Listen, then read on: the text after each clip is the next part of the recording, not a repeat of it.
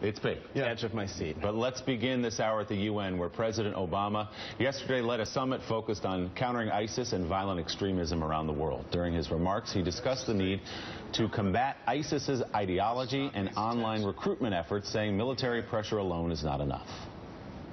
It is not going to be enough to defeat ISIL in the battlefield. We have to prevent it from radicalizing, recruiting, and inspiring others to violence in the first place.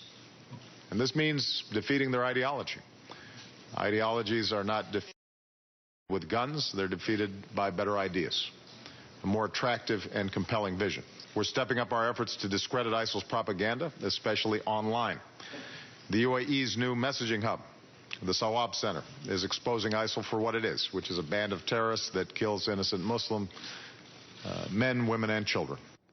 But shortly after that summit wrapped up, a bipartisan congressional task force released a scathing report on the United States' effort to fight ISIS, saying in part, quote, "We are losing the struggle to stop Americans from traveling overseas to join jihadists, despite concerted efforts to stem the flow. Nearly 30,000 people from more than 100 countries have traveled to conflict zones since 2011. More than 4,500 Westerners have joined or attempted to join jihadist groups, including more than 250 Americans. Several dozen, the report goes on, have even managed to make it back into the United States." David, yesterday the Secretary of State was with us, and when asked whether he could conceive of a time, a phase in this fight against ISIS in Syria, where the United States would be aligned with Russia in fighting ISIS, and he said he could, more or less, could see that at some stage happening. What do you think?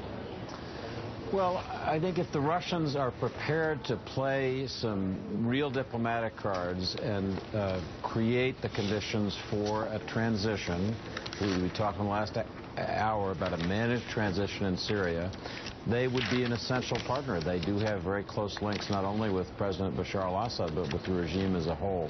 It's just very tough to read what Putin wants here, whether he's looking for small propaganda victories against the West, whether he'd like to play a more decisive military role in the region as a whole, or whether, in fact, he'd like to be seen as a diplomat playing the great game, achieving diplomatic gains, much as he did in helping the U.S.